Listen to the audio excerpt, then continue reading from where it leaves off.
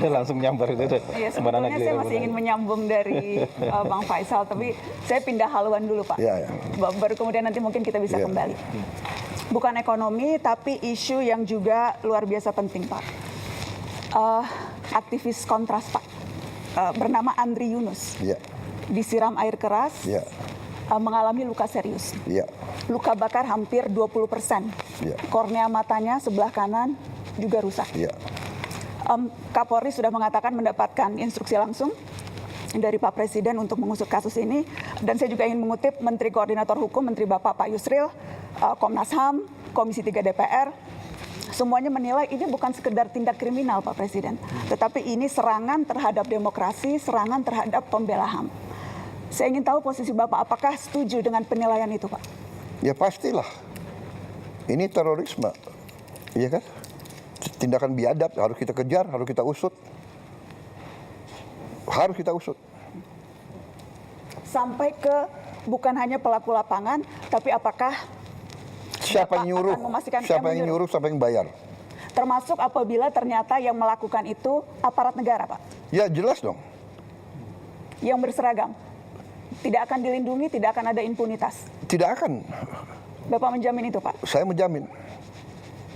Tapi sebaliknya, kalau ini provokator, yang bukan dari pemerintah, bukan dari aparat, jelas kita harus usut kok. Ya. Pola yang terjadi selama ini, kasus-kasus teror itu berulang dan tidak pernah terungkap sampai yang memberikan perintah, sebatas di pelaku lapangan. Spesifik Pak, saya mau menyebutkan, ini yang terjadi selama setahun terakhir Pak. Ada yang tadi Bapak sebutkan, wartawan Tempo, Francisca Kristi Rosana, ada Tio Ardianto, ada Ramon Doni Adam, ada Firindian Aurelio, ada Sheryl Anavita, ada Iqbal Damanik, ada Zainal Arifin Mohtar. Latar belakang mereka Pak Presiden semuanya beragam, tetapi kesamaannya adalah semuanya kritis menyampaikan pandangan di muka publik. Apakah Bapak bisa memahami ada kekhawatiran yang muncul bahwa ruang aman untuk bersuara menjadi semakin menyempit, Pak? Anda merasakan? Apakah dibandingkan dengan banyak negara, apa kita batasi nggak? Ada yang merasakan? Coba lihat, kita batasi nggak? TikTok, fake news, hoax, kebohongan yang disiarkan tiap hari. Coba Anda lihat, coba bandingkan sama negara lain. Karena yang terjadi adalah dampaknya yang kita lihat Pak, mereka yang bersuara kritis. Iya, tapi kadang-kadang ada orang, Mbak Nana, kita ini bukan anak kecil, kita sudah hidup lama.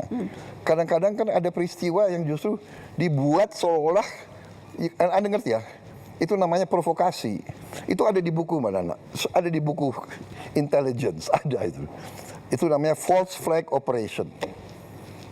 Iya kan? Melakukan aksi teror seolah yang lakukan orang Palestina, tapi yang lakukan bukan orang Palestina, yang lakukan Mossad, itu terjadi. Sebetulnya Anda paham ya? Ya, jadi sama juga ini. Ini mau mengarah bahwa rezim kita otoriter.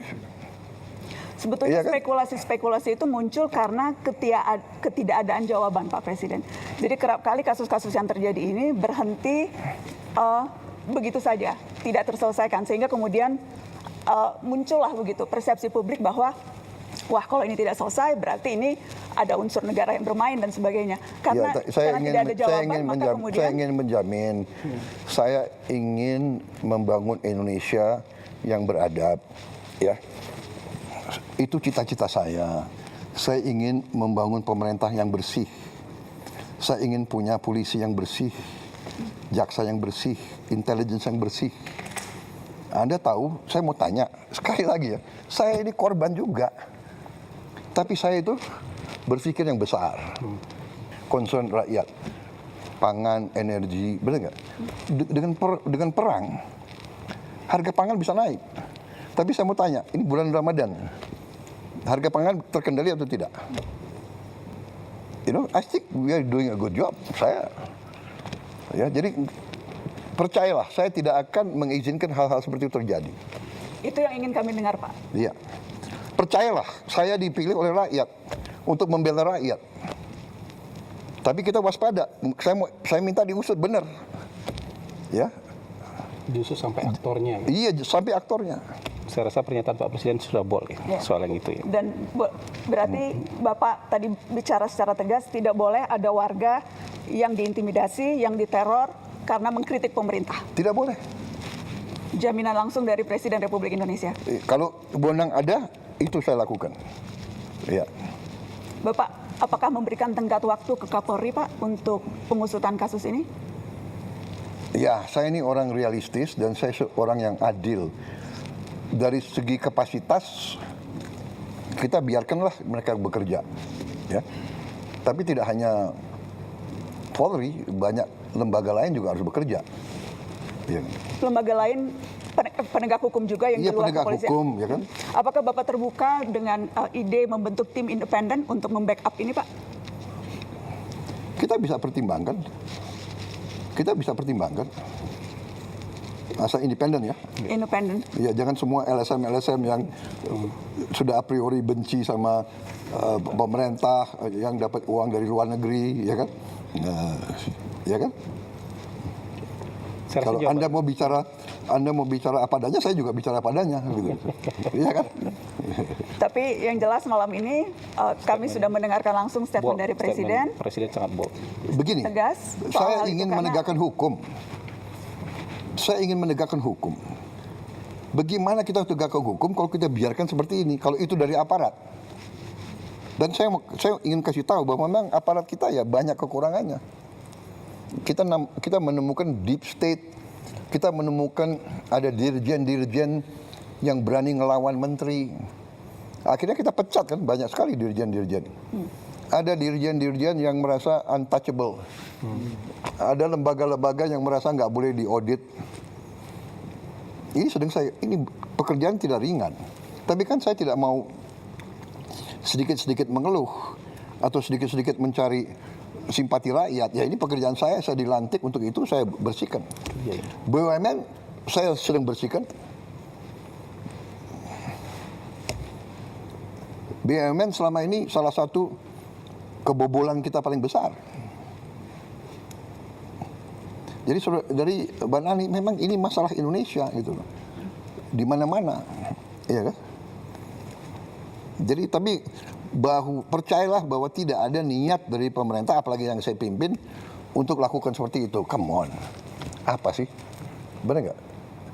Rakyat kita nggak bodoh. Saya mau ingatkan ya, sampai hari ini rakyat yang di bawah itu dukung saya. Persis yang disampaikan tadi Pak Dede. Iya kan, kalau memang rakyat tidak suka sama saya, bisa turun ke jalan rame-rame. Tapi mereka tahu, kalau rusuh, semua negara yang rugi. Mau ganti saya, tunggu dong 2029. Jadi negara yang beradab ya. Sabar ya. Iya, sabar. Tapi yang saya lihat ya, Mbak Nana harus objektif juga ya, sebagai seorang tokoh, bahwa destabilisasi, disinformasi itu bagian dari bernegara.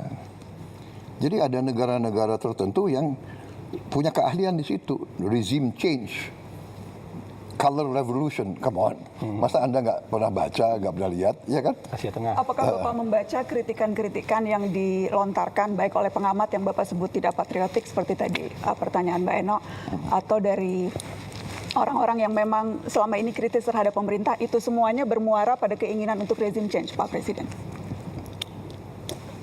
Tidak semuanya, saya tidak pernah katakan semuanya. Tapi ada, jelas ada. Jadi begini. Bagaimana Bapak membedakan itu, Pak? Mana yang menurut Bapak memang ini sudah keluar jalurnya, sudah saya ingat istilah Bapak makar waktu dulu bulan Agustus ada demo, dan mana yang memang ya ini sesuatu yang, yang wajar. Jelas waktu Agustus ya jelas makar, dia mau bakar gedung DPR. Kantor gubernur. Institusi pemerintahan mau dibakar, dia semakar. Bikin kerusuhan, bawa bom molotov. Ya kan? Tidak ada LSM yang ribut soal bom molotov. banyak yang Ada yang protes nggak? menyampaikan, banyak Pak yang Jujur lah. protes, banyak yang Nggak, protes, come on, sudahlah. banyak yang protes. Jujur, buka rekam jejaknya, rekam Mungkin digitalnya. Tetapi untuk dalam ya, round satunya kita cukupkan dulu ya. Enggak, biar aja. Biar aja, ayo silakan. kan Oh, iya, kata silakan. Bapak Presiden Ya, biar ya, ya. biar Oh hidup, iya, biar hidup. nggak apa-apa. Ini kesempatan Dalam- bagi saya jawab. Ini Boleh nggak? narik. Betul Pak. Oh iya. Terima kasih kesempatan. Ada yang ribut nggak soal bom molotov? Banyak Pak yang ribut. Aduh, Banyak come yang on, ribut. nggak objektif. Banyak yang Nggak ada. Bapak, Ada yang ribut nggak gedung DPR mau dibakar? Banyak Pak, pemberitaan come media on. juga banyak soal itu. Nggak ada itu. Pemberitaan waktu media banyak soal itu, sedikit. banyak yang mengecam. Iya, saya hormati itu, silakan. Tapi begitu bakar-bakar itu kriminal. Ya. Tapi kenyataannya Pak, ratusan yang ditangkap kemarin itu kebanyakan justru mahasiswa. Ada satu penelitian yang menyebut terbesar sejak zaman reformasi penangkapan yang terjadi pada mahasiswa dan aktivis Pak. Tetapi provokatornya atau siapapun yang bertanggung jawab, aktor yang menyuruh dan sebagainya itu tidak pernah terungkap, alih-alih dibawa ke pengadilan Pak Presiden. Ya itu tantangan kita harus cari. Saya baru menjabat berapa tahun? 1,5 tahun. 1,5 tahun.